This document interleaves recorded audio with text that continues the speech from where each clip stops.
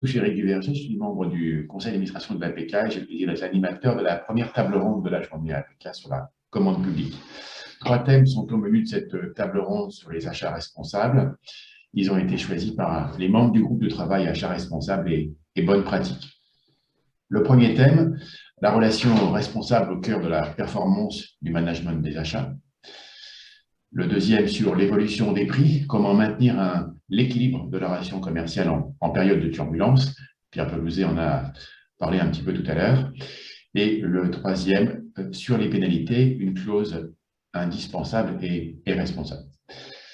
Pour en parler, j'ai le plaisir de recevoir 6 intervenants représentant des entités publiques et des entreprises. Je crois que tout le monde est là avec la caméra et le micro ouvert. Christian Roubière de Rexel. Bonjour Christian. Bonjour. Stéphane Beauvais de l'UGAP. Bonjour Stéphane.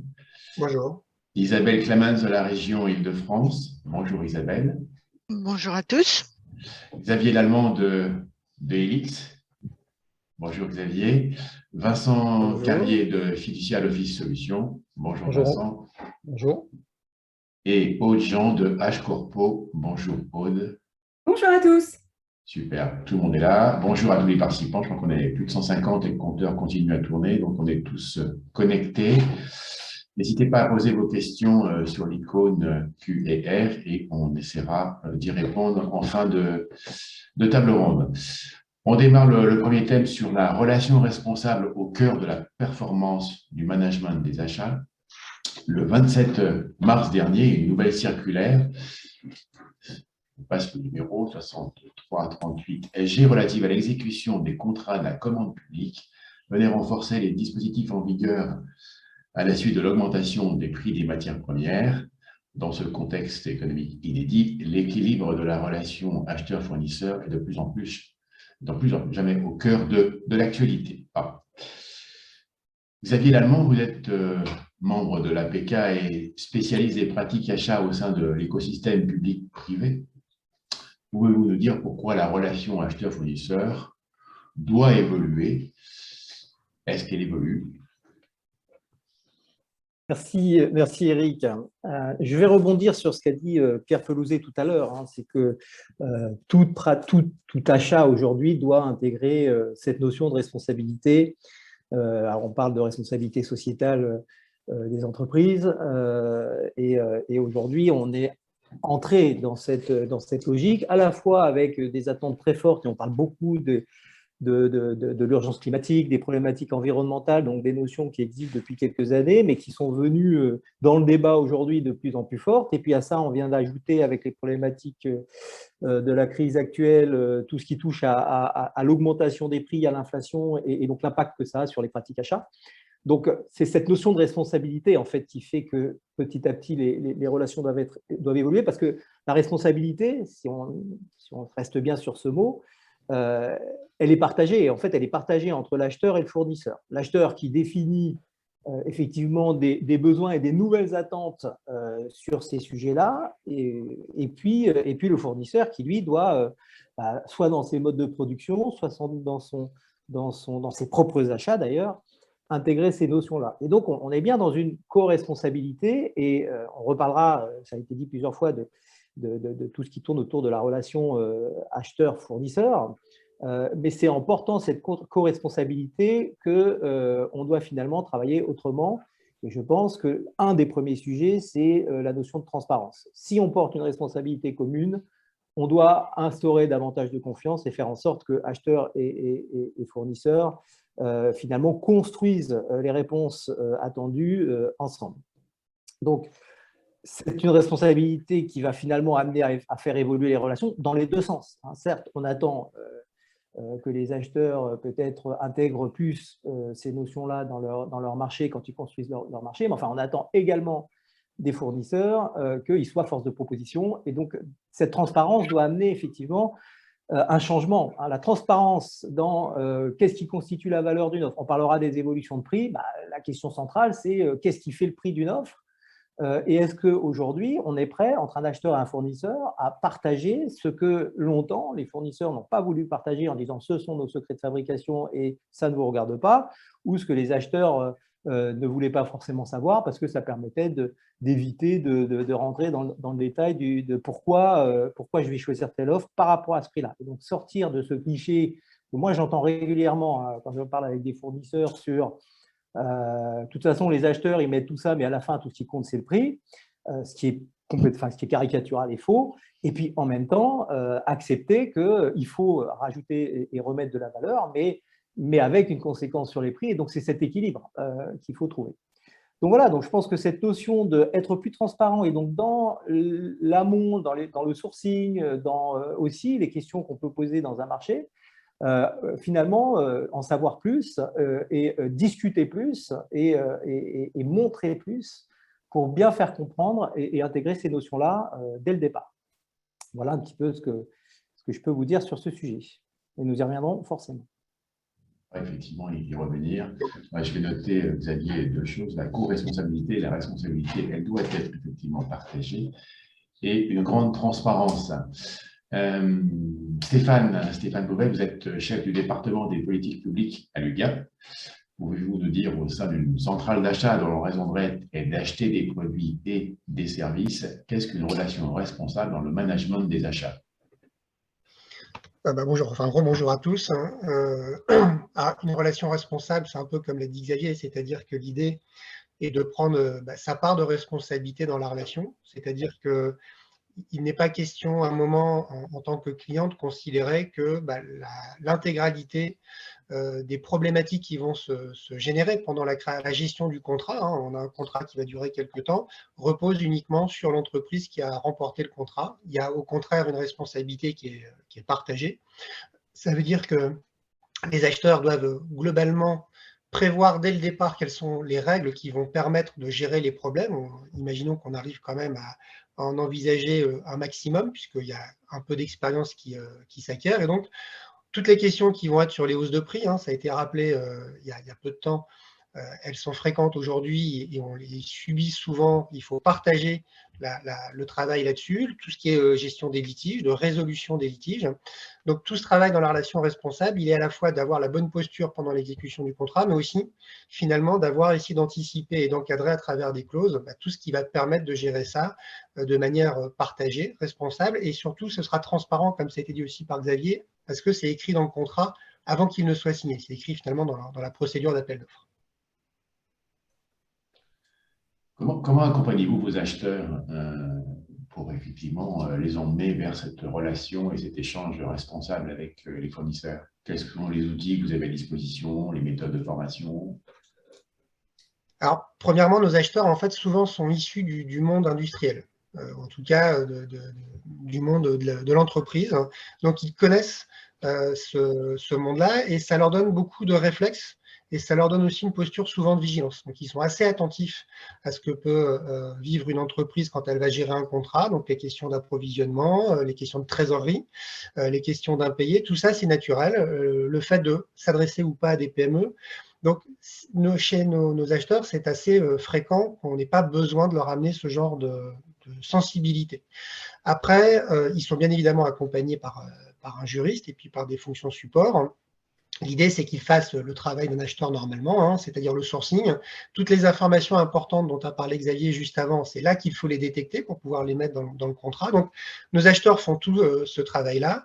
Et en support, on va dire qu'il y a deux éléments. Il y a d'abord un guide méthodologique qui est extrêmement long chez nous. Il fait un nombre de pages très, très impressionnant, mais qui permet justement de relever tous les points de vigilance que l'acheteur va devoir garder à l'esprit. Ça lui sert de guide. Encore une fois, il y a beaucoup de réflexes qui sont naturels, mais c'est toujours mieux d'avoir finalement cet outil supplémentaire. Et puis, au-delà des juristes, il y a un département qui est celui que j'anime, des politiques publiques, qui est là pour le soutien sur toutes les questions RSE, globalement, c'est-à-dire environnementale, sociale, mais même PME, soutien à l'économie en France notamment. Et donc, on est là pour aider les acheteurs à avoir ce plan de vigilance. Et puis, la RSE fait partie de la fiche de poste de nos acheteurs.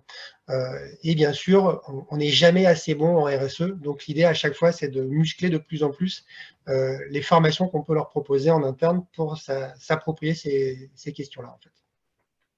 Vous avez énormément d'outils, ce qui demande effectivement, je suppose, il y a un plan de formation continu assez permanent, parce qu'il faut effectivement le suivi de l'acheteur et de sa, entre guillemets, sa montée en compétence va être effectivement importante. Comment vous mesurez, si vous mesurez, la satisfaction du couple, j'appelle le couple acheteur-fournisseur? Est-ce qu'il y a des outils, des éléments, des indicateurs qui vous permettent de la mesurer? Alors, en fait, on a deux outils principaux, hein. Donc, le travail d'un acheteur, c'est effectivement d'acheter, mais c'est aussi surtout de gérer le contrat une fois qu'il l'a signé avec une entreprise. Donc, ce contrat, quand il est géré, chez nous, il dure 3 à 4 ans, il fait l'objet de rendez-vous assez fréquents entre l'entreprise et l'acheteur. Parfois, les acheteurs, si l'entreprise a plusieurs contrats et qu'elle gère donc plusieurs marchés publics chez nous. En fonction des volumes, on a une fréquence qui varie. C'est à minima une fois par an, mais ça peut aller jusqu'à une fois par mois pour rencontrer les entreprises. Et donc, on a des échanges très, très fréquents avec la posture que j'ai déjà indiquée juste avant. Pour pouvoir animer en toute objectivité ces réunions, on a un outil qui est un outil de traçabilité de la performance des fournisseurs qui va souvent porter sur les litiges, les délais, la résolution des litiges. Et donc, l'idée, c'est justement de pouvoir avoir des éléments objectifs. Ça permet de partager une situation ensemble avec le fournisseur. On part sur un constat qui est partagé et ça permet après justement de libérer du temps pour malheureusement, chercher des solutions. Hein. Quand on se voit, c'est souvent parce qu'il y a besoin de gérer des petites problématiques qui peuvent survenir et donc de chercher les solutions ensemble. Donc, c'est quelque part, pour répondre à la question, une posture et puis une fréquence de rendez-vous et puis des outils numériques automatiques qui permettent d'objectiver la relation et de partir donc sur des bases saines pour toute discussion, en fait. D'accord. Besoin de se rencontrer, de suivre au quotidien. Dans cette relation-là, quels sont les éléments qui rentrent dans la chaîne d'une relation et qui peuvent l'affaiblir? Vous êtes parmi les 66 entreprises labellisées RFAR, Relations fournisseurs et achats responsables. Que vous a-t-elle apporté cette charte côté UGAP? Alors, on est au stade du label. Hein. D'ailleurs, on va le chercher, nous, justement, pour nous confronter régulièrement à une mesure externe pour voir si on se comporte bien et si on peut s'améliorer. Hein. Il faut régulièrement donner des plans d'action pour améliorer les pratiques. Le premier point, en fait, je trouve qu'il réside dans un mot, c'est la fiabilité des acheteurs de l'UGAP, c'est-à-dire que ces acheteurs, ils doivent être fiables quand ils décrivent un contenu technique. Il faut que finalement des entreprises considèrent que la prestation ou le service qui est demandé ou les produits, que c'est réalisable. Il doit être fiable aussi dans le montant estimé du marché, c'est-à-dire que l'entreprise va pouvoir faire des propositions de prix qui vont correspondre à une marge qu'elle va pouvoir dégager. Si ces chiffres-là sont faux, effectivement, les calculs de l'entreprise vont être faux, le prix ne va pas être bon, on va devoir le revoir plus souvent, même en situation normale, on va dire hors Covid, augmentation des prix de matière. Et puis, aussi dans la fiabilité, j'allais dire, de l'agenda qu'il a lui-même donné, c'est-à-dire que une procédure d'appel d'offres plus la gestion d'un marché, c'est des rendez-vous réguliers avec les entreprises sur le sourcing, le dépouillement, l'attribution, puis après la gestion. Il faut que l'acheteur soit au rendez-vous, il faut qu'il respecte lui-même son agenda. Donc ça, c'est un élément qui est extrêmement, en fait, central. Et puis après, le dernier point, je l'ai cité plusieurs fois, c'est vraiment la posture. Il ne s'agit pas d'être le grand méchant qui vient fouetter les entreprises pour qu'elles exécutent ce qu'on leur a demandé de faire. Il s'agit effectivement de gérer ensemble le contrat et donc la capacité d'écoute, la capacité de comprendre, avec la transparence qu'a d'ailleurs à un moment cité aussi Xavier sur le fait que des choses que l'entreprise a chez elle ne sont pas forcément secrètes. Si on ne les explique pas, ça ne permet pas à l'acheteur de comprendre. Tout ça est extrêmement important pour que justement les entreprises s'y retrouvent et surtout qu'elles aient envie de revenir pour répondre aux appels d'offres suivants. En fait, quelque part, cette fiabilité, c'est aussi une notion d'attractivité pour les collègues, pour que les entreprises reviennent. En fait. Eh bien, merci Stéphane. On retrouve effectivement là aussi de votre côté le besoin d'échange et de transparence qu'avait évoqué aussi Xavier. Merci, on se retrouve tout à l'heure pour le troisième thème de cette table ronde. Isabelle Clavens, vous êtes chargée de processus, méthodes et systèmes d'information des achats à la direction des achats de la région d'Île-de-France. À la différence de l'UGAP, vous n'êtes pas une centrale d'achat, mais vous avez aussi des acheteurs qui interviennent pour les achats de la région qui couvrent les politiques publiques. Et parmi celles-ci, il y a la formation professionnelle des franciliens et l'enseignement avec les lycées. quelle méthode ou organisation avez-vous déployée pour la région Île-de-France, Isabelle? Oui, alors, il y a des méthodes, des outils, il y a tout ça. Stéphane et Xavier les ont déjà pas mal évoqués. Je pense qu'il y a aussi tout ce qui tient de la posture de l'acheteur, ce besoin d'aller au-delà des outils et des méthodes qui sont instaurées, mais de travailler sur l'équilibre de cette relation qui est très fragile, qu'il faut sans cesse entretenir pour la stabiliser, pardon, et à ainsi entretenir toujours ce sens de l'écoute de l'acheteur et du fournisseur. Cela n'a qu'un objectif, hein, c'est gagner la confiance du fournisseur. En gagnant sa confiance, on va gagner un partage de part et d'autre pourquoi pas d'innovation sur lesquels on pourrait avoir des points de partage, pourquoi pas des difficultés de l'entreprise. Tous ces points qui sont pour l'acheteur public dans une collectivité comme la région.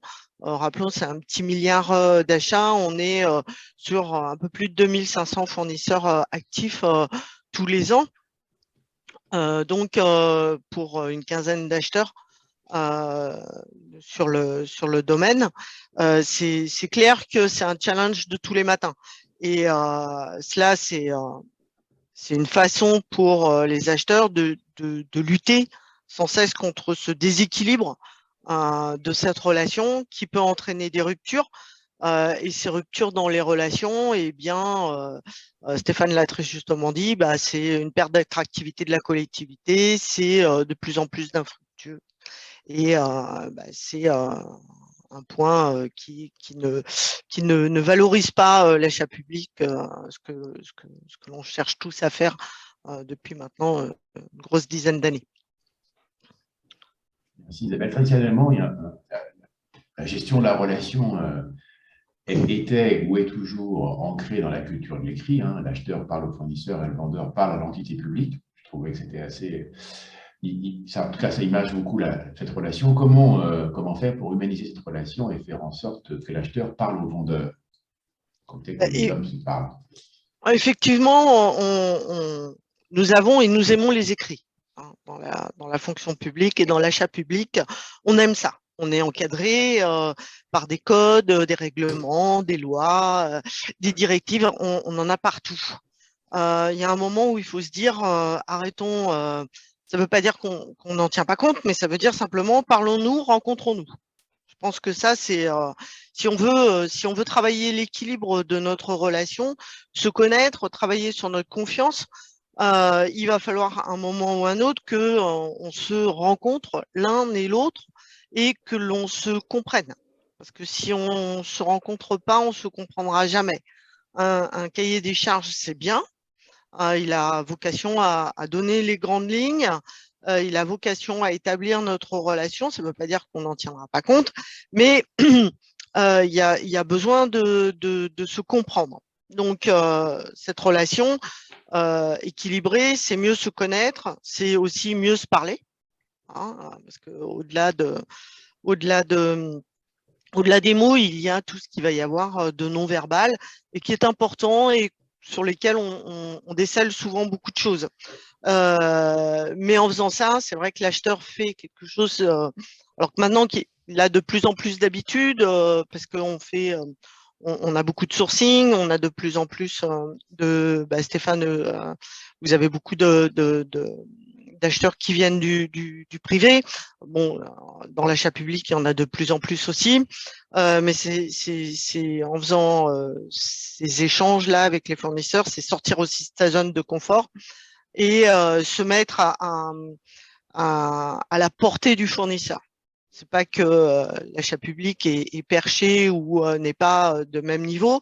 C'est souvent qu'on n'a pas les mêmes codes, on n'a pas les mêmes langages. Donc, il faut arriver à dépolluer notre langage, à être plus simple dans notre relation et ainsi construire une relation qui devient plus une relation simple acheteur-fournisseur, mais une relation partenariale, une relation de partenaire.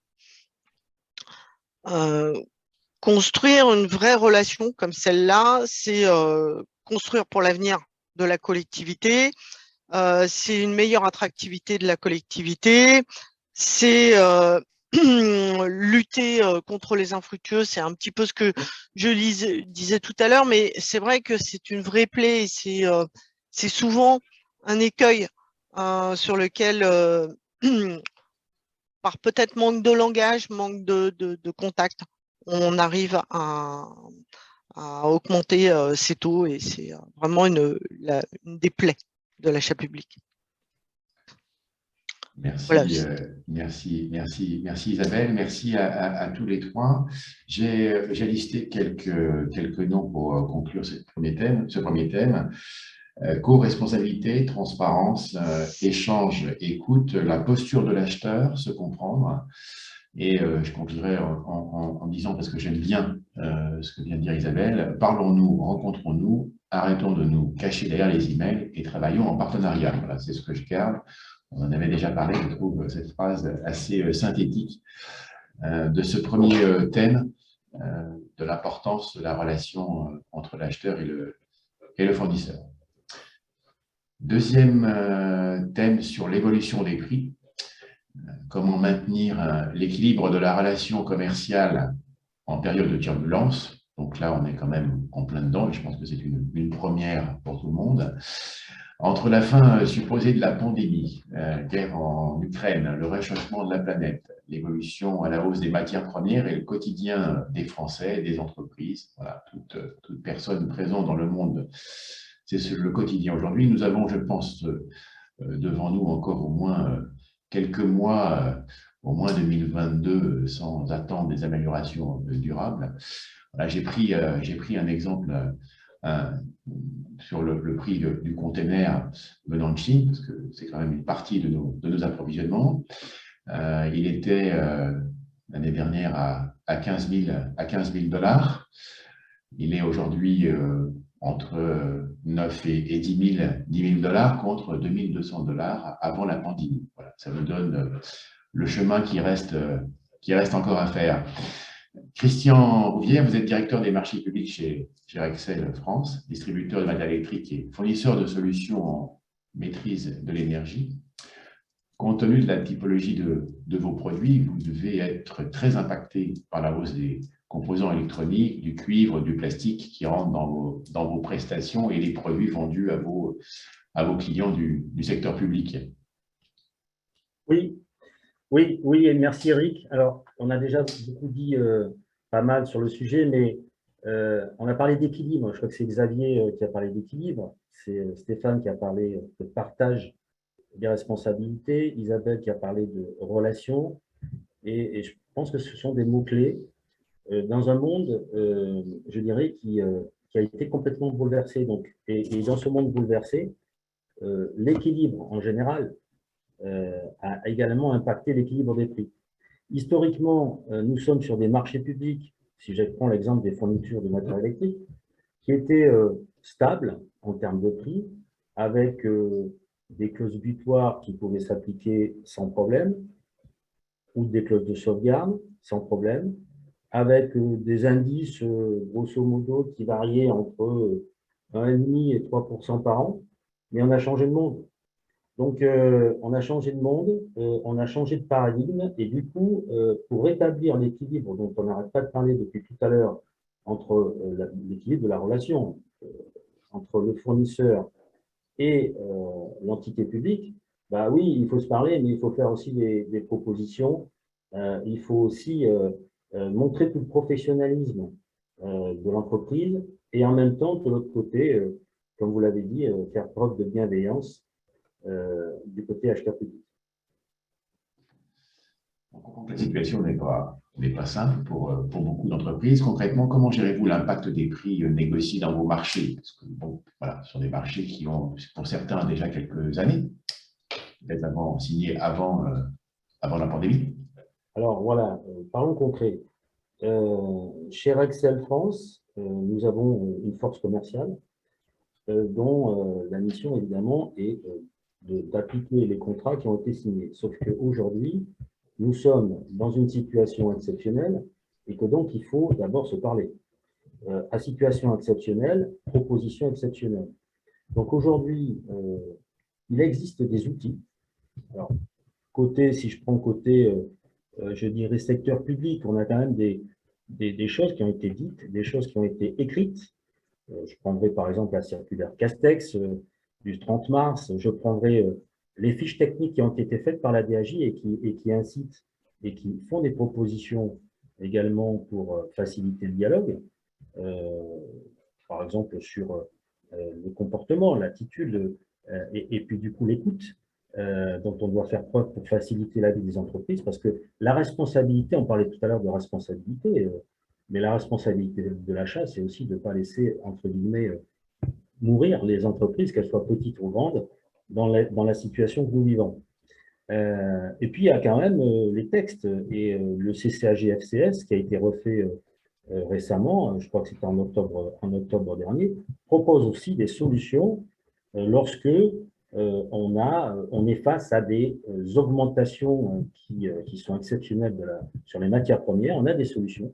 Et on a des solutions qui sont devant nos yeux. Des solutions, c'est les indices INSEE.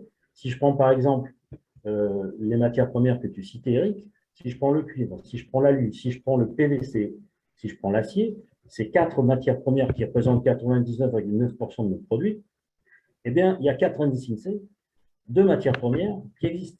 Donc, du coup, nous, chez Rexel, on a dit à nos commerciaux, proposez ces indices, parce que ce sont les indices de notre métier. Et puis, au-delà de ça, c'est proposer une formule d'ajustement des prix qui soit cohérente, parce que on ne va pas non plus réviser les prix sur l'indice des matières premières à 100%, évidemment. Il y a de la valeur ajoutée en tant que distributeur qui existe. On a une part importante sur les produits, mais on a aussi des salaires, on a aussi des frais divers, des frais de service, des frais de gestion. Et il faut pondérer tout ça pour proposer à nos clients publics un ajustement logique, acceptable, négociable, mais quand même entendable, et surtout avec des preuves. Donc voilà, c'est notre leitmotiv chez Rexel France, c'est d'arriver avec des preuves de ces augmentations, des indices et des propositions de formules équilibrées. Merci Christian. Donc, il y a des solutions, mais voilà, on n'était peut-être pas toutes, très bien préparés avec cette pandémie. Xavier Lamant, nous venons d'entendre la vision d'un premier fournisseur. Vous côtoyez au sein de l'APK de nombreuses entités publiques. Pourriez-vous nous dire comment se positionnent les acheteurs, comment réagissent les acheteurs, quels outils ils ont,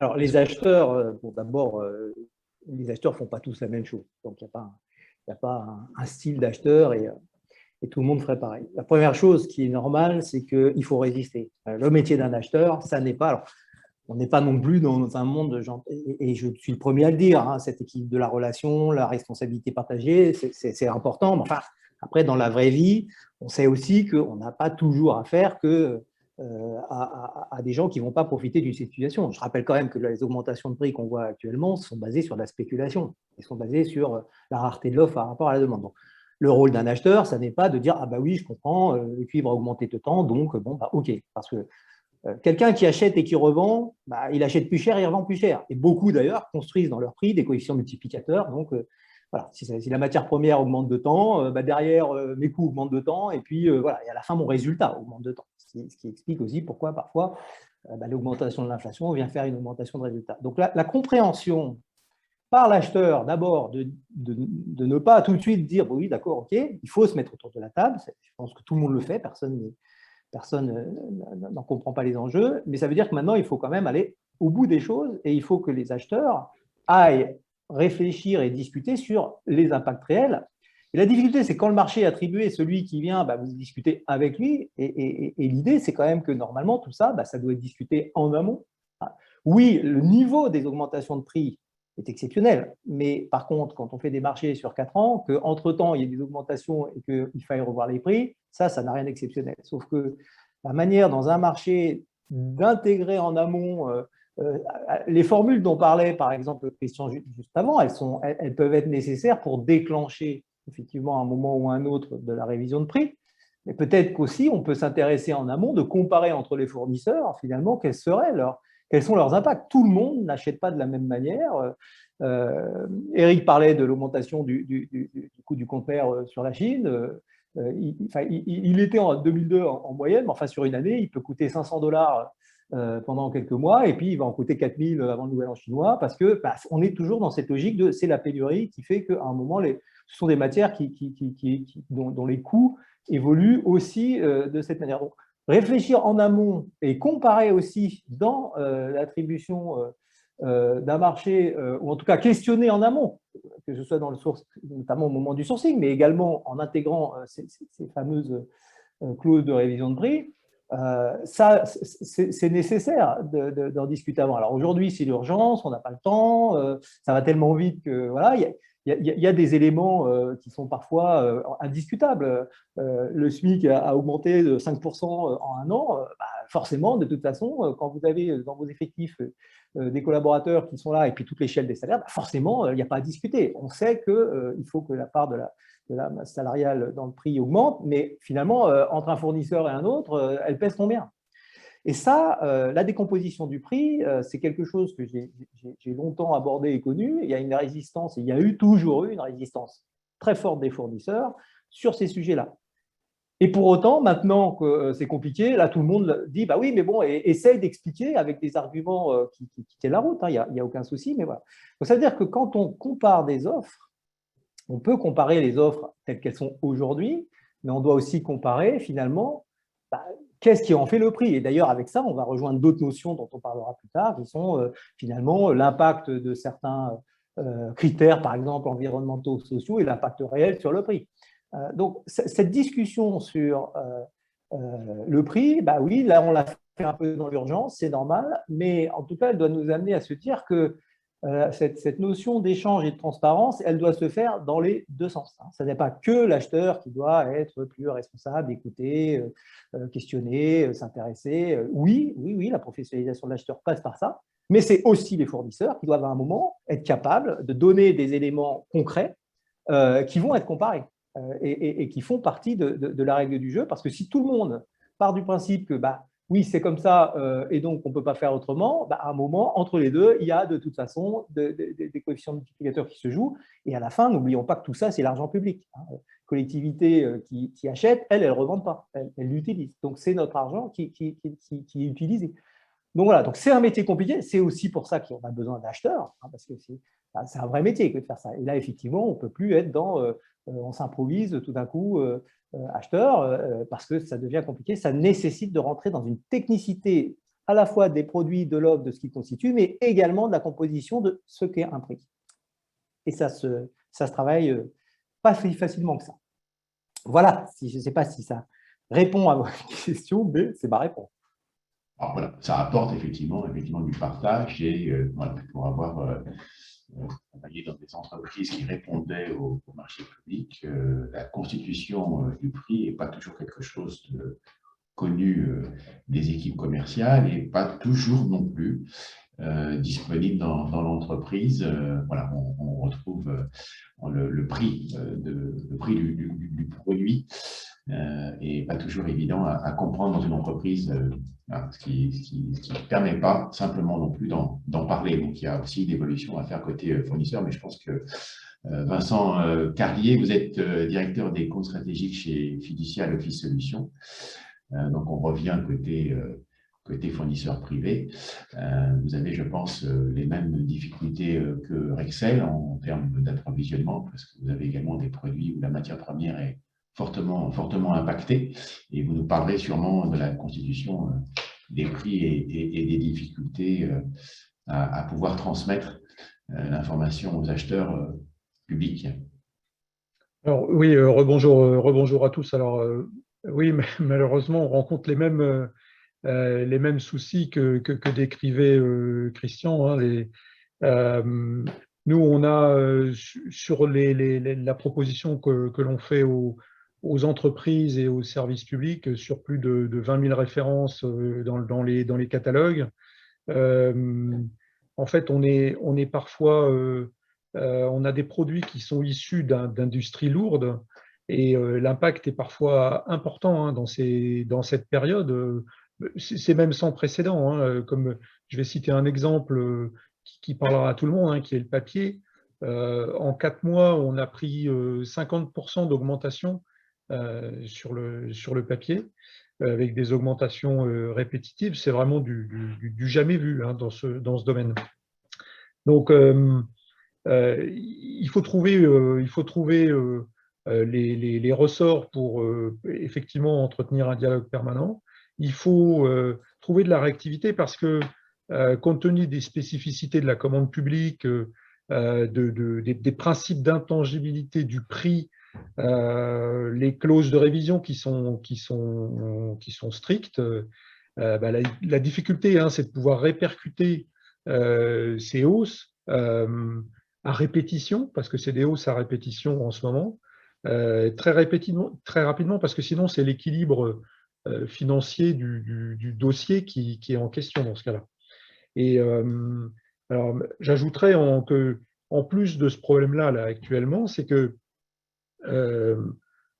pour des produits, je vais citer des exemples parce que c'est important de citer des exemples. Hein. On a comme les étiquettes ou les ramettes de papier actuellement, c'est plus la continuité de l'exécution de la prestation qui est en jeu compte tenu des difficultés d'approvisionnement de ces produits. Hein. Dans le contexte de pénurie actuelle, la notion d'achat, pour certaines fournitures courantes, hein, la notion d'achat non stratégique, comme ça peut être dit dans notre domaine d'activité de la fourniture de bureau, c'est un peu mis à mal parce que finalement, on a beaucoup de mal à s'approvisionner de façon régulière. Donc, même à l'heure de la dématérialisation,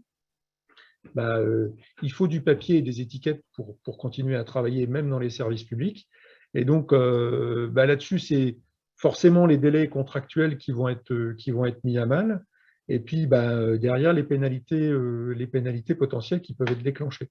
Mais ça, je crois que vous avez un autre atelier pour en parler juste après. Voilà. Oui, tout à fait. C'est la dernière thématique. De toute façon, avec des évolutions aussi fortes, pouvez-vous dire comment vous faites pour maintenir une relation commerciale sereine avec vos clients publics, sachant que la DAJ interrogée sur ses attentes début mai invitait plutôt les acheteurs à utiliser les outils du code et rester dans le cadre de la jurisprudence, ce qui ne donne pas forcément l'envie de se parler. On reste encore dans l'écrit, comme dirait Isabelle. Comme dirait Isabelle, oui. En fait, bon, c'est une situation tout à fait inédite. Hein. Donc moi, ce que dit Xavier, ce que dit Stéphane, ce qu'a pu dire Isabelle et Christian, en fait, hein, la raison d'être de notre métier, c'est de parler et de s'écouter. Donc, il faut trouver les meilleures solutions pour tout le monde. Et donc, c'est dans le dialogue qu'on va les trouver. Donc, nous, pour maintenir cette relation sereine et constructive, on pousse en fait nos commerciaux au dialogue permanent, de plus en plus transparent, ce que disait Xavier. On essaye d'apporter le plus possible des éléments compte tenu de l'étendue des gammes de produits que l'on peut vendre. Donc, il faut apporter le plus d'informations possible sur les marchés, sur les indicateurs d'évolution des matières premières qui sont adaptés aux grandes gammes de produits que l'on peut avoir dans nos catalogues. Alors, comme les autres distributeurs, on a manqué un peu de visibilité sur ces événements, en fait, pour pouvoir anticiper les réels chamboulements que ça allait provoquer. Donc, les réunions de sourcing, parce que ça, c'est un moment privilégié à placer dans les réunions de sourcing, ça, c'est essentiel, mais c'est vrai que les chamboulements provoqués avec tous ces événements à répétition, on a manqué un peu d'anticipation là-dessus.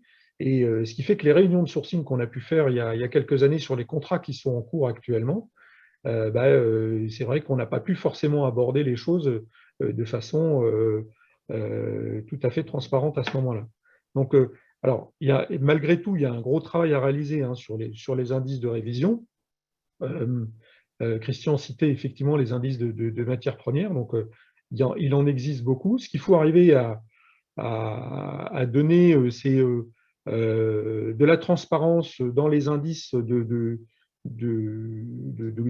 décomposition des coûts. En tant que distributeur, hein, on prend en compte les évolutions de prix des fabricants. Après, on répond au cahier des charges. Donc, on a un équilibre financier à trouver pour répondre aux services et à l'ensemble des services qui sont demandés dans le cadre du cahier des charges. Après, donc, on va répercuter ces variations de prix demandées par les fabricants et on va y associer toute la partie logistique. Donc, il faut arriver sur les grandes familles qui représentent la consommation du client, à présenter une décomposition des prix pour pouvoir justifier les évolutions qui sont demandées. Je peux reciter un exemple, hein, si vous voulez. Dans un cahier, le cahier, il y a 70% de papier. Hein, donc, quand vous avez une pâte à papier qui évolue de plus de 50%, vous avez 50% de papier.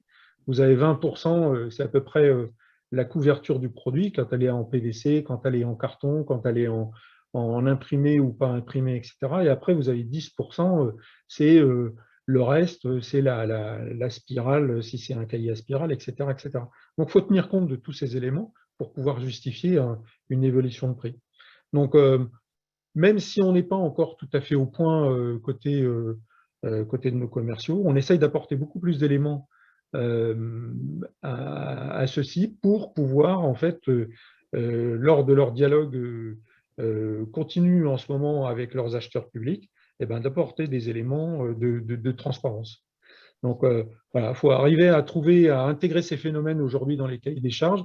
Nous, on ne manquera pas de le rappeler dans nos réunions de sourcing actuelles et futures. Hein. On a vraiment intégré cette notion-là pour pouvoir développer ça et qu'on puisse le préparer. Voilà. Christian disait, on était dans un rond-rond, on n'y est plus, donc il faut changer. Et éviter d'y revenir. Oui. Ah oui, ce concept, c'est quand même plus simple. Merci à tous les trois pour votre partage. Nous venons de voir que les échanges sur les évolutions de prix entre acheteurs et fournisseurs sont totalement bousculés. On était dans le rond et là, effectivement, bousculés, liés au contexte exceptionnel. Et que la connaissance et la transparence de la construction du prix des produits et des services est sûrement un des leviers pour faciliter l'équilibre de cette relation. Et là, je pense que l'effort, il est à faire côté fournisseur, puisque c'est lui qui a les éléments en main pour pouvoir parler de la constitution du prix. On peut en parler au niveau du sourcing, mais c'est vraiment côté fournisseur où je trouve que l'effort important, en tout cas l'effort à mener, est de ce côté-là. Ouais. On a une question, mais je pense qu'on y répondra à la fin, Sandrine. On est bien sur le timing.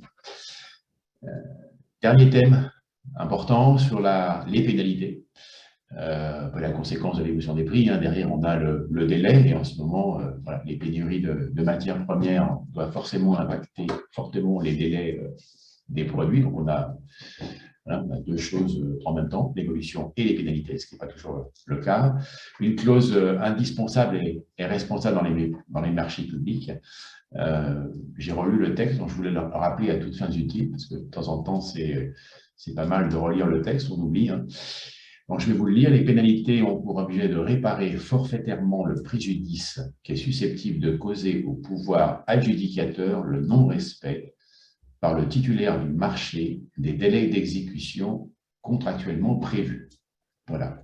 Cela étant dit, Xavier, le non-respect des délais d'exécution ou de livraison des produits ou des services ont forcément un impact financier pour l'acheteur, en tout cas pour l'utilisateur, c'est sûr, du produit. Pouvez-vous nous dire quelles sont les bonnes pratiques reconnues ou d'usage côté acheteur public. Alors, je pense que ce que tu viens de dire sur l'objectif d'une pénalité, c'est de réparer un préjudice. La problématique, c'est que finalement, valoriser un préjudice en monnaie, c'est toujours extrêmement compliqué. Donc, ça veut dire que les règles, elles ont été définies avant. Et je pense qu'il faut d'abord revenir à la base de ce qu'est une pénalité. C'est que la pénalité, elle s'applique pour, effectivement, non-respect des engagements pris au moment d'attribution du marché sur la base desquels le fournisseur a remporté le marché. Donc moi, je pense qu'au-delà de réparer un préjudice, au-delà cette pénalité, ce n'est pas une punition, c'est pas fait pour punir, c'est fait aussi pour à un moment rétablir l'égalité de traitement entre les fournisseurs. Un fournisseur qui a remporter un marché parce que dans son mémoire technique et dans sa qualité de service, il a mis en avant sa capacité à honorer ses engagements et qu'il ne le respecte pas, d'une certaine manière, ça doit venir transformer l'offre et ça me semble tout à fait logique. Donc, je pense que, moi, ma position, elle est assez claire, les pénalités, elles doivent être appliquées. Par contre, les pénalités, elles doivent être appliquées avec une logique on reviendra toujours dessus, qu'on aura évoqué en avant, mais en intégrant bien, à partir du moment où il y a un non-respect des engagements, dans un contexte aussi qui a été défini au départ. Et donc, la notion de cas de force majeure, de situation exceptionnelle, etc., s'intègre parfaitement dans cette logique-là. Mais enfin, je dis qu'effectivement, si on ne les applique pas, parce qu'en fait, il y a deux types d'acheteurs. Il y a les acheteurs qui les appliquent, et puis voilà, il y a une formule, bam, on balance la pénalité, et puis on regarde, et jusqu'à le fait qu'on les prélève directement, parce que là, ce serait quand même pas très bien. Mais enfin, en tout cas, voilà. Et puis, il y a ceux qui, finalement, mettent des pénalités, mais en fait, bon, ils se disent même eux-mêmes que, ouais, mais bon, c'est peut-être un peu fort. Donc, en fait, à la fin, on ne les applique pas. Et je pense que le sujet, il est effectivement, d'abord, de ne pas réfléchir que par rapport à là, tout de suite, maintenant, avec les problématiques d'approvisionnement, de l'impact d'une guerre en Europe qui peut effectivement poser des problèmes. Bon, ça, ok, on réagit entre guillemets sur le chaud et comme on peut, mais enfin, ça pose quand même la question de fond, c'est comment en amont, on a discuté sur quels engagements le fournisseur prend et comment on fait et qu'on en a discuté. Et pas qu'on l'a imposé en se disant de toute façon on le met et puis soit il y a des fournisseurs qui ne répondront pas parce que les pénalités sont trop élevées et on n'a pas finalement passé beaucoup de temps. Donc c'est un peu le même sujet que tout à l'heure, c'est-à-dire qu'il ne faut pas juste dans un marché réfléchir à quel est le service dont j'ai besoin et quelle est la description technique de mon ouvrage ou de mon produit ou de ma prestation, mais bien à côté de ça, comment on a construit effectivement le prix, quels engagements on a pris et dans quel contexte, et qu'est-ce qui se passe finalement quand ça change. C'est valable pour les évolutions de prix, c'est valable pour le respect de la qualité de service. Donc il faut que les méthodes elles aient été définies et c'est également un point de comparaison qu'on peut avoir entre des fournisseurs sur l'impact finalement également sur leur organisation par rapport à ça.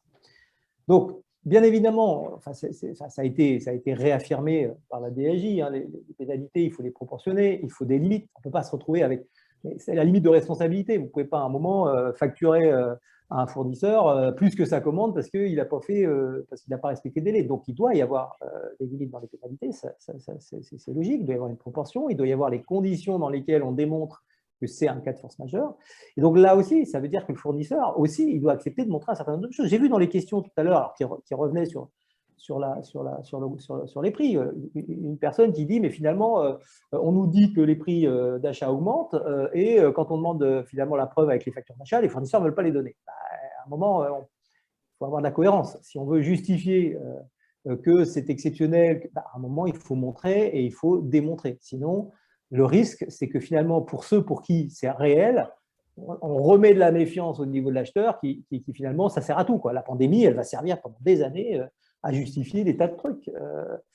Et pour une grande partie, c'est vrai. Donc, et la difficulté pour un acheteur, c'est de savoir justement faire la part des choses. Et ça fait aussi partie du métier d'acheteur. Donc, elles ne doivent pas elles doivent vraiment être réfléchies. C'est un élément important parce qu'il constitue quand même, lorsqu'on attribue un marché, également un des critères qui doit être également un des critères sur lesquels on attribue un marché. Et je pense qu'elles ne doivent pas être cachées dans les négociations tarifaires. On peut avoir aussi des méthodes où on dit, bon, bah, ok, je ne mets pas les pénalités, puis on mettra dans le prix. Ou... Non, il faut que les pénalités, elles apparaissent. D'abord, il faut qu'elles apparaissent parce qu'il faut que, au niveau du fournisseur et au niveau de l'analyse de sa relation avec un client, il voit les pénalités. Il faut qu'elles sortent. Ça doit se faire l'objet lorsqu'on discute de comment un marché fonctionne, qualité de service, le respect des engagements, etc. À un moment, il faut passer un peu de temps sur les montants des pénalités, alors soit qui ont été appliquées, soit qui auraient pu être appliquées, soit qui auraient dû être appliquées. Et ça doit faire partie d'un échange aussi pour que la pénalité, elle a aussi cet intérêt, c'est qu'elle remonte finalement des risques opérationnels, parfois dans l'analyse des résultats, et donc elle remonte au niveau le plus haut quand on analyse, effectivement, sur le plan financier, hein, ça a aussi ce rôle-là. On analyse la relation qu'on a avec un client en tant que fournisseur. À un moment, bah, on a une ligne pénalité, ça permet peut-être aussi au management de dire qu'est-ce qui se passe. Alors que sinon, bon, voilà, c'est masqué entre les commerciaux et les acheteurs, on s'arrange, etc. Donc c'est un sujet effectivement qui nécessite d'être pris en amont et d'être intégré dans les marchés avec un certain nombre de précautions sur comment on va les appliquer et d'être très, très encadré en fait. Et ensuite, il faut les appliquer. Voilà. Ouais, très intéressant, Xavier. Ça montre effectivement que c'est un sujet qui est, voilà, c'est une ligne qui fait toujours un petit peu peur, les pénalités, hein, en tant que fournisseur. Donc, peut-être qu'on n'ose pas suffisamment. Je vais juste rajouter un petit commentaire, 2 minutes, c'est qu'en principe, un fournisseur intègre, quand il calcule ses prix, ce qu'on appelle la provision pour risque. Donc, de toute façon, globalement, parce que des problèmes, car il n'y a aucune entreprise qui peut dire, moi, j'ai jamais de problème, quoi. Ça n'arrive jamais. Donc, de toute façon, à un moment, c'est dans le prix. Voilà, je ne suis pas sûr que tout le monde le mette à l'intérieur. Tout le monde raisonne aussi. Mais il faudrait, en tout cas, il faudrait. Voilà, il faudrait. En tout cas, il faudrait effectivement, il faut que le fournisseur prenne vraiment cette donnée en compte. Et très souvent, c'est quelque chose qui est un peu négligé et oublié. C'est là, ça fait un peu peur aussi. Et voilà, on n'ose pas toujours effectivement en parler, comme pour effectivement l'évolution des prix. S'expliquer sur le délai, la connaissance du délai. On va voir maintenant avec Aude Jean côté privé. Aude, vous êtes directrice commerciale chez H-Corpo.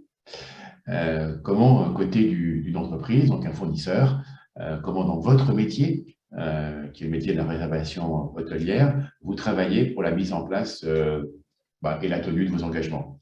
Ouais. Merci beaucoup. Oui, en fait, je pense que je rejoins un peu Xavier sur ce point-là. La partie engagement et pénalité, elle est clé. Elle est clé pour nos clients publics parce que ça va leur permettre en fait de s'assurer de la bonne réussite en fait de la mise en place du service. Donc c'est un point qui est extrêmement important. Nous chez H-Corpo, en fait, ce sujet-là, on l'aborde vraiment à tous les niveaux du cycle d'achat avec les acheteurs publics. On l'a abordé précédemment. Je pense que la phase de sourcing, elle est vraiment essentielle. Elle est essentielle parce qu'en fait, sur cette phase-là, on va échanger, on va dialoguer, et pas que par écrit, hein, Isabelle, je vous rejoins sur ce point-là. C'est vraiment extrêmement important de profiter de cette phase de sourcing pour partager en fait sur les enjeux qui sont clés, nous, pour notre secteur d'activité, par exemple sur l'hébergement. C'est important de partager avec l'acheteur public sur les éléments importants. Et puis aussi, c'est important de partager avec lui les engagements sur lesquels on est capable aussi, ce qu'on est capable d'assurer. C'est quand même un point qui est important dans cette notion d'équilibre. Quand on parle, par exemple, gestion d'hébergement, finalement, on ne va pas c'est un service qu'on propose à nos clients publics. Et l'idée de ce service, c'est qu'il va s'adresser finalement à plusieurs interlocuteurs au niveau de l'organisation publique. On va effectivement s'adresser aux voyageurs d'affaires, au pôle RH, à la partie finance, l'agent comptable. Et ce qu'on travaille en amont de cette phase de sourcing, c'est de proposer à l'acheteur de réfléchir avec lui, d'imaginer les engagements et les pénalités de service qui vont venir répondre aux besoins de toutes ces personnes, de tous ces pôles au sein de l'organisation. Donc ça, c'est vraiment clé, dans un seul objectif, encore une fois, c'est d'assurer la réussite du projet pour que, effectivement, la qualité de service soit là. Donc, sur cette phase de sourcing, le dialogue. Après, effectivement, on a la phase de consultation où on va recevoir le cahier des charges techniques. Sur cette phase-là, dans la rédaction en fait, que va faire l'acheteur public, l'idée, et je rejoins Xavier, sur cette notion d'équilibre, c'est quand même ultra important qu'il y ait un équilibre et effectivement qu'il n'y ait pas des clauses qui soient considérées pour le fournisseur comme abusives, parce qu'effectivement, le risque, c'est qu'il n'y ait pas de réponse de la part du fournisseur et qui donc va sortir du processus de la consultation. Donc, il faut qu'il y ait un équilibre et d'où l'intérêt aussi en amont d'en avoir parlé pendant la phase de consultation. Et aussi, sur lequel je compléterais, c'est de se dire que les engagements et les pénalités, elles doivent être aussi clairement exprimées et détaillées. Nous, on se rend compte que parfois, effectivement, on a des incompréhensions. Et je reviens aussi notamment sur ce que disait Isabelle, l'écrit, c'est bien, mais des fois, en fait, on peut aussi avoir une interprétation différente de l'écrit. Donc, plus on va avoir un échange verbal avec nos interlocuteurs, plus on va pouvoir clarifier les engagements attendus. Bon, les pénalités, en général, c'est assez financier, donc c'est un chiffre, donc c'est assez clair. Mais ça va permettre vraiment d'avoir une vraie compréhension du besoin de nos interlocuteurs sur ce point-là. Et puis ensuite, il y a toute la phase effectivement d'exécution de marché. Donc là, en général, vous avez un account manager, vous avez un responsable de compte. Chez HCampo, en tout cas, c'est comme ça que ça fonctionne. Et l'idée, en fait, c'est vraiment de s'assurer de la bonne délivrance de la prestation réalisée. Et c'est surtout, en fait, de mettre en place une organisation, un pilotage, des indicateurs clés qui vont permettre en fait de s'assurer effectivement de la bonne réalisation du service. Et puis derrière, de se dire, s'il y a un écart, conformément à l'engagement et aux pénalités qui auront été réalisées, eh bien, c'est de se mettre en place une phase de dialogue, de communication pour application, voir si effectivement il y a eu un cas de force majeure, comme le disait Xavier, qui entraîne possiblement cette non-exécution de la prestation. Donc, tous ces points-là, en fait, ils sont extrêmement clés. Et moi, je rejoins, si j'ai effectivement quelque chose à partager avec les acheteurs publics, c'est vraiment ce point qui est clé. Et je rejoins tellement Isabelle sur ce point. Parlons-nous. C'est vraiment extrêmement important. Les écrits, oui, c'est important parce que ça reste en fait ce qui va forger toute cette phase de consultation. Mais la communication et le dialogue, elle est clé pour qu'il y ait une vraie compréhension. On est des humains et c'est vrai que je partage le fait que la communication non verbale est extrêmement importante. Mais ça permet vraiment de bien se comprendre et puis aussi de créer cette relation de confiance pour l'exécution du marché. Plus on va avoir cette relation forte de partenariat, plus on va pouvoir effectivement avoir une souplesse dans les deux sens, je pense. C'est important aussi parce que il peut y avoir effectivement pendant la vie de l'exécution du marché quelques difficultés. D'un côté comme de l'autre, je pense que c'est important aussi de se dire qu'il y a la responsabilité du fournisseur, mais il y a aussi la responsabilité côté achat. Merci Aude. Je noterai qu'effectivement, l'explication, la construction et surtout le pilotage des engagements du côté du fournisseur est un critère important qui permet, alors dans notre métier sûrement, mais dans d'autres également, quand on suit ces délais et ces engagements côté fournisseur, je pense que déjà on arrive moins rapidement devant le mur des pénalités. C'est un peu le… Voilà. Stéphane, en regardant maintenant côté entité publique, comment vous gérez la relation avec vos fournisseurs dans le cas où les pénalités sont engagées, parce que là, vous avez un grand nombre de fournisseurs et que vous n'êtes pas toujours utilisateur, en tout cas très rarement utilisateur des produits achetés par les collectivités. La pénalité, je voudrais rappeler deux choses. D'abord, c'est un élément de protection et pas seulement un élément de protection de l'acheteur, c'est aussi un élément de protection des candidats quand ils vont candidater à la procédure appel d'offres, parce que s'il n'y a pas de pénalité, on pourra avoir une entreprise peu vertueuse qui promettrait n'importe quoi et qui raflerait le marché puisqu'elle sait que derrière, elle ne risquerait rien. Donc, ça protège finalement aussi pas mal de gens finalement. En même temps, quand on applique la pénalité, c'est un échec pour tout le monde. C'est un échec pour le candidat, enfin l'entreprise titulaire parce qu'elle n'a pas fait le boulot et qu'effectivement, on a le client final qui n'a pas son service. Et la pénalité, d'ailleurs, On peut toujours se demander si recevoir de l'argent va compenser ce qui n'a pas été fait, c'est pas toujours sûr. Hein. Si le service s'est arrêté, on est bien malin avec de l'argent, on a quand même ces usagers qui sont pas contents. Et puis, ça veut dire que l'acheteur aussi il a raté des choses dans la préparation de son appel d'offres, dans le sourcing, et même dans la gestion de l'exécution du marché, puisqu'on n'a pas trouvé de solution avant d'arriver à appliquer les pénalités. Donc ça, c'est quand même deux éléments qui sont assez importants à rappeler, en tout cas pour nous. Et en plus, comme ça a été dit tout à l'heure, la pénalité est là pour rattraper un préjudice. Nous, on achète pour revendre. Donc effectivement, ce n'est pas nous qui subissons le préjudice. On subirait le préjudice si on avait 90% de nos commandes qui avaient du retard, mais malheureusement, enfin bien heureusement plutôt, ce n'est pas le cas. Donc nous, ça nous arrive de manière assez rare et finalement, c'est plutôt le client. Donc, premièrement, dans les pénalités, dans la clause, dans la préparation, on les a plafonnées, ce qui est la base et ce qui est souvent appelé par beaucoup d'entreprises. Et puis, on a même des planchers d'exonération, c'est-à-dire que les pénalités sont par bon de commande et quand la pénalité est trop basse, finalement, on n'applique pas. Et puis, on a même une clause qui va regarder quelle est la performance habituelle de l'entreprise et finalement, quand la performance habituelle elle est bonne et puis qu'un coup on a un problème, on va aussi réduire le montant de la pénalité. En clair, ça veut dire que quand le litige ou le problème est rare, il n'y a pas de raison de ne pas être bienveillant avec quelqu'un qui d'habitude fait des efforts. Personne n'est à l'abri d'un accident. Donc ça, c'est ce qui est déjà posé dans le cahier des charges. Après, dans l'exécution, on essaie de s'outiller au maximum. Ce n'est pas toujours facile, mais on a des outils, une base de données et des outils informatiques assez performants. Ils sont perfectibles, mais ils sont déjà pas mal.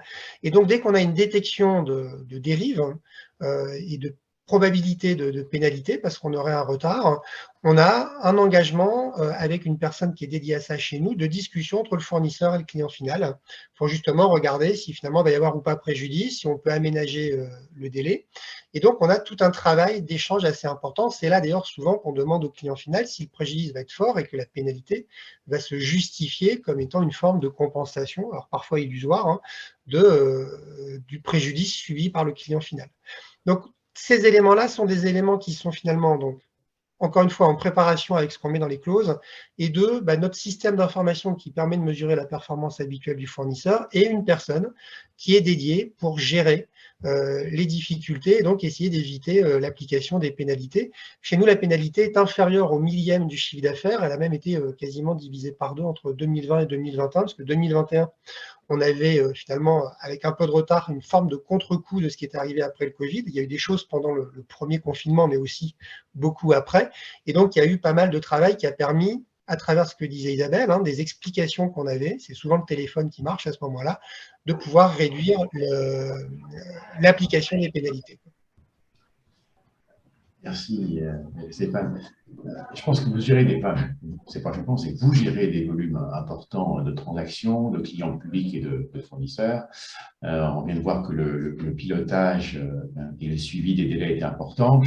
Je peux supposer que vous avez des outils de suivi des engagements de vos fournisseurs, tracking de commandes, aussi performants que les plateformes d'achat en ligne B2B d'aujourd'hui, à l'UGAC. Alors, pas encore suffisamment. D'ailleurs, ça fait partie justement pour nous des projets de transformation informatique qui sont engagés et qui sont relativement lourds, parce que très, très structurants. Donc, on a toujours les outils de suivi de la performance habituelle des fournisseurs.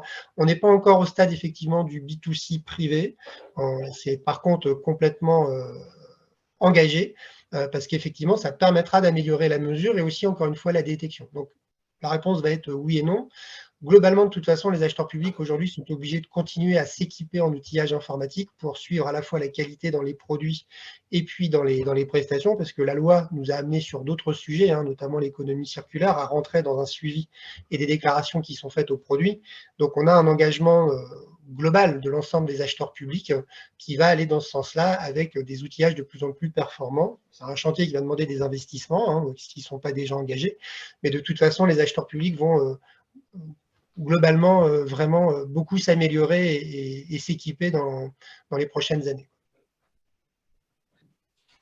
Merci Stéphane. Je vais conclure cette thématique, cette dernière thématique. Nous allons voir que, comme sur le thème de l'évolution des prix, il est important de comprendre ce qu'on met dans les délais ou la phase de sourcing. Un bon suivi des indicateurs côté fournisseurs, parce que je pense que c'est là aussi un des critères de de réussite, et puis c'est le fournisseur qui s'est engagé dans la proposition avec ses propres délais, et de vraiment mesurer les impacts financiers d'un dérapage du délai pour l'utilisateur du produit, du service, même si les pénalités, elles ont aussi d'autres vertus. Je pense que c'est important aussi de mesurer est-ce qu'on a réellement des impacts sur le non-respect du suivi, enfin, des engagements des fournisseurs. Il est 10h35, donc on doit démarrer la deuxième table ronde à 10h40, donc ça veut dire qu'il reste 5 minutes, et je pense que ça va être un petit peu juste pour répondre aux questions. Sandrine, je pense qu'on est d'accord. Certaines questions ont déjà eu une réponse apportée par Christian.